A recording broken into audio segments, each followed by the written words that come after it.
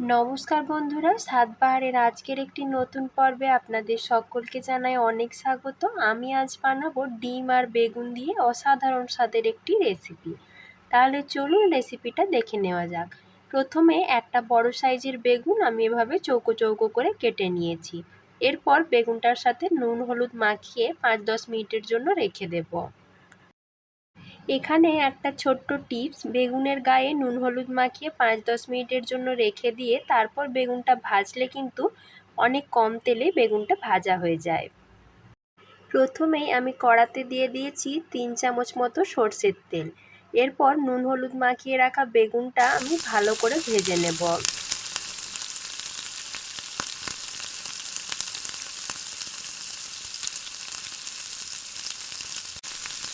বেগুনটা ভালো করে লাল লাল করে ভেজে আমি কড়া থেকে অন্য একটা জায়গাতে তুলে নিচ্ছি। এখন কড়াতে দিয়ে দিচ্ছি আরও 2 চামচ মতো সরষের তেল। তেলটা ভালোভাবে গরম হয়ে গেলে দিয়ে দিচ্ছি অর্ধেক চামচেরও একটু কম কালো জিরে। আপনারা যদি কালো জিরের ফ্লেভারটা পছন্দ করেন তাহলে দেবেন, না হলে দেওয়ার দরকার নেই। কালো জিরের ফোড়নটা ভালোভাবে ভাজা হয়ে গেলে আমি দিয়ে দিচ্ছি 6-7টা রসুন কুচি। রসুনটা হালকা একটু ভেজে নেবার পর আমি দিয়ে দিচ্ছি আধ চামচেরও একটু কম গ্রেট করা আদা। আদা আর রসুনটা ভালো করে ভেজে নেবার পর দিয়ে দিচ্ছি আমি একটা ছোট সাইজের মিহি করে কোচানো পেঁয়াজ। সব কিছু ভালো করে ভাজা হয়ে গেলে আমি দিয়ে দিচ্ছি এখানে অর্ধেকটা টমেটো।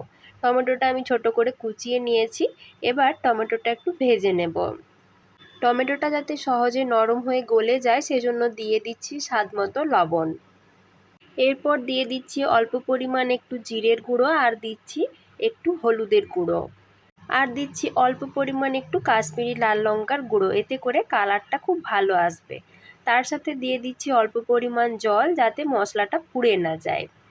মশলাটা ভালোভাবে কষানো হয়ে গেছে। এখন ওই মশলার সাথে আমি একটা ডিম ফাটিয়ে দিয়ে দিচ্ছি।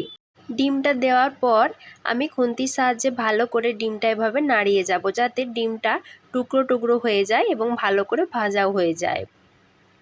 ডিম বেগুনের এই অপূর্ব স্বাদের রেসিপিটা আপনারা একবার হলেও বাড়িতে অবশ্যই বানিয়ে দেখবেন। ভাত বা রুটি যার সাথে খান না কেন এটা খেতে কিন্তু অসম্ভব সুন্দর হয়।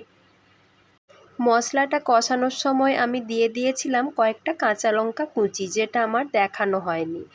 এখন আমি আগের থেকে যে বেগুনগুলো ভেজে তুলে রেখেছিলাম সেই বেগুনগুলো দিয়ে দিচ্ছি ডিমের সাথে। এখন আমি খুন্তির সাহায্যে এভাবে বেগুনগুলো একটু ম্যাশ করে নেব, এতে করে এর স্বাদ আরও ভালো লাগবে। আমার রান্না প্রায় কমপ্লিট। এই সময় আমি ওপর থেকে ছড়িয়ে দিচ্ছি ধনেপাতা কুচি।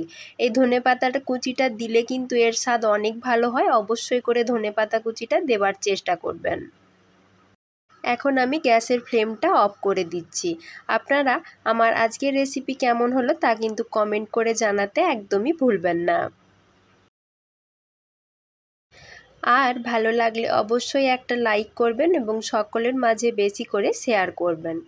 এই রেসিপিটা গরম গরম ভাত বা রুটি যার সাথেই পরিবেশন করুন না কেন খেতে কিন্তু দারুণ লাগে। এই শীতের দুপুরে গরম গরম ভাতের সাথে এই রকম রেসিপি থাকলে আর কিছুই লাগবে না। যে সকল বন্ধুরা আমার চ্যানেলে নতুন এসেছেন তারা প্লিজ চ্যানেলটিকে সাবস্ক্রাইব করে দিয়ে আমার পাশে থাকবেন। আর যারা আমার চ্যানেলটিকে অলরেডি সাবস্ক্রাইব করে দিয়েছেন তাদেরকে জানাচ্ছি অসংখ্য ধন্যবাদ। আজকের মতো এই পর্যন্তই। খুব তাড়াতাড়ি আবারও হাজির হয়ে যাব নতুন কোনো রেসিপি নিয়ে। সকলে ভালো থাকবেন, সুস্থ থাকবেন। আমার ভিডিওটি দেখার জন্য সকলকে জানাই অনেক ধন্যবাদ।